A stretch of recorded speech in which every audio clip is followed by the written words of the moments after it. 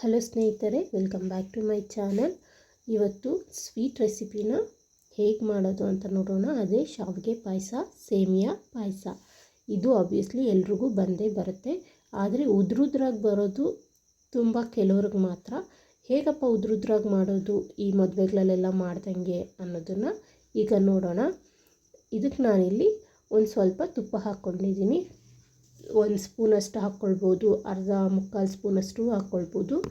ಇದಕ್ಕೆ ನಾನಿಲ್ಲಿ ಗೋಡಂಬಿ ಹಾಕ್ಕೊಳ್ತಾ ಇದ್ದೀನಿ. ಒಂದು ಸ್ವಲ್ಪ ಗೋಡಂಬಿ ಮತ್ತು ಒಣ ದ್ರಾಕ್ಷಿ ಎರಡನ್ನೂ ಹಾಕ್ಕೊಂಡು ಹುರ್ಕೊಂಡು ಎತ್ತಿಟ್ಕೊತಾ ಇದ್ದೀನಿ.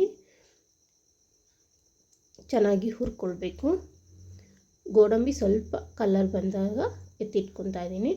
ಈಗ ಅದೇ ತುಪ್ಪಕ್ಕೆ ಒಂದು 2 ಇಂಚಷ್ಟು ಚಕ್ಕೆ ಹಾಗೆ 3 ಲವಂಗನ ಹಾಕ್ಕೊಂಡು ಹುರ್ಕೊಳ್ತಾ ಇದ್ದೀನಿ. ಇದು ಒಂದು ಒಳ್ಳೆ ಫ್ಲೇವರ್ ಕೊಡುತ್ತೆ ಸ್ನೇಹಿತರೆ. ಇದನ್ನು ಹಾಕ್ಕೊಂಡು ನೋಡಿ, ತುಂಬ ಚೆನ್ನಾಗಿ ಬರುತ್ತೆ. ಕೆಲವರು ಹಾಕಲ್ಲ, ಆದರೆ ಹಾಕಿದ್ರೆ ಮಾತ್ರ ತುಂಬ ಚೆನ್ನಾಗಿರುತ್ತೆ ಪಾಯಸ. ಸೊ ಈಗ ಅದನ್ನು ಎತ್ತಿಟ್ಕೊಂಡಿದ್ದೀನಿ ಹುರಿದ್ಬಿಟ್ಟು. ಈಗ ಅದೇ ತುಪ್ಪಕ್ಕೆ ನಾನು ಶಾವಿಗೆ 1 ಕಪ್ಪಷ್ಟು ಹಾಕ್ಕೊಳ್ತಾ ಇದ್ದೀನಿ. 1 ಕಪ್ಪಷ್ಟು ಶಾವಿಗೆನ ಹಾಕ್ಕೊಂಡು ಚೆನ್ನಾಗಿ ಹುರ್ಕೊಳ್ಬೇಕು. ಈಗ ನಮಗೆಲ್ಲ ರೋಸ್ಟೆಡ್ ಶಾವಿಗೆನೇ ಸಿಗುತ್ತೆ, ಅದು ತೊಗೊಂಡಿದ್ದರೆ ಹುರಿಯೋ ಅವಶ್ಯಕತೆ ಇಲ್ಲ. ಮಾಮೂಲಿ ಶಾವಿಗೆ ಆದರೆ ನಾರ್ಮಲ್ ಆಗಿರೋದು ಹುರ್ಕೊಳ್ಬೇಕಾಗುತ್ತೆ ಈ ರೀತಿ. ಸೊ ಈಗ ಹುರ್ಕೊಂಡಾಗಿದೆ, ಬ್ರೌನ್ ಕಲರ್ ಬಂದಾಗ ತೆಗೆದುಬಿಡಬೇಕು. ಈಗ ಅದೇ ಪ್ಯಾನ್ಗೆ, ಕಡಾಯಿಗೆ ಯಾವುದಾದ್ರೂ ಸರಿ, ನೀವು ಯಾವುದ್ರಲ್ಲಿ ಮಾಡ್ತೀರೋ ಅದರಲ್ಲಿ ಹಾಲು ಹಾಕ್ಕೊತಾ ಇದ್ದೀನಿ. ನಾನಿಲ್ಲಿ ಹಾಲು ಅರ್ಧ ಲೀಟ್ರಷ್ಟು ಹಾಕ್ಕೊತಾ ಇದ್ದೀನಿ. ಪೂರ್ತಿ ಹಾಕ್ಕೊಂಡಿಲ್ಲ, 1/4 ಭಾಗ ಹಾಕ್ಕೊಂಡಿದ್ದೀನಿ ಅರ್ಧ ಲೀಟ್ರಲ್ಲಿ. ಸೊ ಅದನ್ನು ಒಂಚೂರು ನೀರು ಹಾಕ್ಕೊಂಡು ಕಲಿಸ್ಕೊತಾ ಇದ್ದೀನಿ. ಈಗ ನಾವು 1 ಕಪ್ ಶಾವಿಗೆಗೆ ಅರ್ಧ ಕಪ್ಪು ಸಕ್ಕರೆ ಹಾಕ್ಕೊಳ್ತಾ ಇದ್ದೀನಿ. ಈಗ ಅದನ್ನು ಹಾಕ್ಕೊಂಡು ಚೆನ್ನಾಗಿ ಕಲಿಸ್ಕೊಳ್ಬೇಕು. ಹಾಲು ಕಾದ್ಮೇಲೆ ಸಕ್ಕರೆ ಹಾಕ್ಕೊಳ್ಬೇಕು ಸ್ನೇಹಿತರೆ. ಈಗ ಬಾದಾಮ್ ಪೌಡರ್ನ 3 ಸ್ಪೂನಷ್ಟು ಹಾಕ್ಕೊಳ್ತಾ ಇದ್ದೀನಿ. ಅದರಲ್ಲೂ ಸಕ್ಕರೆ ಕಂಟೆಂಟ್ ಇರುತ್ತೆ, ನೋಡಿಕೊಂಡು ಸಕ್ಕರೆ ಹಾಕ್ಕೊಳ್ಬೇಕು. ನಾನೇನು ಆಲ್ರೆಡಿ ಕಮ್ಮಿನೇ ಹಾಕಿರೋದು.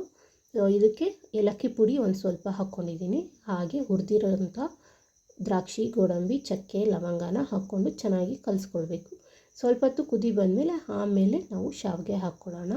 ಹುರಿದಿರೋವಂಥ ಶಾವಿಗೆ ಎಲ್ಲ ಹಾಕ್ಕೊಂಡು ಚೆನ್ನಾಗಿ ಕಲಿಸ್ಕೊಳ್ಬೇಕು. ಒಂದು ಸ್ವಲ್ಪ ಹೊತ್ತು ಶಾವಿಗೆನ ಪೂರ್ತಿ ಬೇಯಿಸಬಾರ್ದು.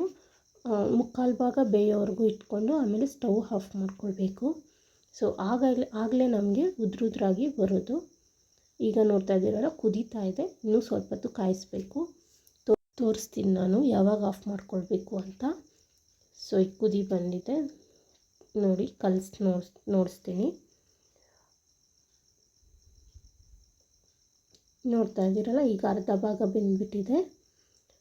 ಸೊ ಇನ್ನೊಂದು ಸ್ವಲ್ಪ ಹೊತ್ತು ಬೆಂದಮೇಲೆ ಅದು ಕಟ್ಟಾಗಬೇಕು. ಒಂದೊಂದು ಶಾವಿಗೆನ ನಾವು ಇಸ್ಕಿದಾಗ ಕಟ್ಟಾಗಬೇಕು. ಆ ಟೈಮಲ್ಲಿ ನಮಗೆಲ್ಲ ಶಾವಿಗೆನೂ ಒಂಥರ ಗ್ಲಾಸ್ ಥರ ಕಾಣಿಸುತ್ತೆ. ಆ ಟೈಮಲ್ಲಿ ನಾವು ಆಫ್ ಮಾಡ್ಕೊಳ್ಬೇಕು. ಲಿಡ್ನ ಕ್ಲೋಸ್ ಮಾಡಿಕೊಂಡು ಆಫ್ ಮಾಡಿಬಿಡಬೇಕು. ಒಂದು ಸ್ವಲ್ಪ ಹೊತ್ತು ಬಿಟ್ಬಿಡ್ಬೇಕು. ಹಾಗೆ ಅದು ಬಿಸಿಗೇ ಆಗುತ್ತೆ ನೋಡಿ. ಈಗ ಆಗಿದೆ, ಬಿಸಿಗೇ ಬೆಂದ್ಬಿಟ್ಟಿರುತ್ತೆ, ಉದ್ರುದ್ರಾಗೂ ಇರುತ್ತೆ. ಇದೇ ರೀತಿಯೇ ಮದುವೆಗಳಲ್ಲೂ ಮಾಡೋದು. ಸೊ ನಾವು ಜಾಸ್ತಿ ಪೂರ್ತಿಯಾಗಿ ಬೇಯಿಸಿದ್ರೆ ಅದು ನಾವು ಆಫ್ ಮಾಡಿದ್ಮೇಲೆ ನುಣ್ಣಕ್ಕಾಗ್ಬಿಡುತ್ತೆ. ಈ ರೀತಿ ಮಾಡ್ಕೊಳ್ಳ್ರಿ, ಚೆನ್ನಾಗೂ ಇರುತ್ತೆ, ತಿನ್ನೋಕ್ಕೂ ಚೆನ್ನಾಗಿರುತ್ತೆ, ಹಾಗೆ ಉದ್ರುದ್ರಾಗೂ ಇರುತ್ತೆ. ಅಷ್ಟೇ ಸ್ನೇಹಿತರೆ, ಸಿಂಪಲ್ಲಾಗಿ ಮಾಡ್ಕೊಳ್ಳೋಂಥ ಶಾವಿಗೆ ಪಾಯಸ. ಇದೊಂದು ಟಿಪ್ ಅಂತಲೇ ತಿಳ್ಕೊಳ್ಳಿ. ಇದನ್ನು ಯಾವಾಗಲೂ ಯೂಸ್ ಇದೇ ಥರ ನೀವು ಮಾಡಿಕೊಂಡ್ರೆ ಪಾಯಸ ಉದ್ರುದ್ರಾಗೇ ಬರುತ್ತೆ. ಸೊ ಇದೇ ಥರ ಸಿಂಪಲ್ಲಾಗಿ ಮಾಡುವಂಥ ರೆಸಿಪೀಸ್ನ ನೀವು ನೋಡಬೇಕಂದ್ರೆ ನನ್ನ ಚಾನಲ್ನ ಸಬ್ಸ್ಕ್ರೈಬ್ ಮಾಡ್ಕೊಳ್ಳಿ. ಹಾಗೆ ಈ ರೆಸಿಪಿ ಮನೇಲಿ ಮಾಡಿ ಹೇಗೆ ಬಂತು ಅಂತ ಕಾಮೆಂಟಲ್ಲಿ ತಿಳಿಸಿ. ಇದು ನಿಮ್ಗೆ ಇಷ್ಟ ಆದರೆ ಒಂದು ಲೈಕ್ ಮಾಡಿ, ಶೇರ್ ಮಾಡೋದಂತೂ ಮರಿಬೇಡಿ. ನಿಮ್ಮ ಫ್ರೆಂಡ್ಸ್ಗೆ ಶೇರ್ ಮಾಡಿ. ಹಾಗೆ ಈ ವಿಡಿಯೋ ನೋಡೋದಕ್ಕೆ ಧನ್ಯವಾದಗಳು. Thanks for watching.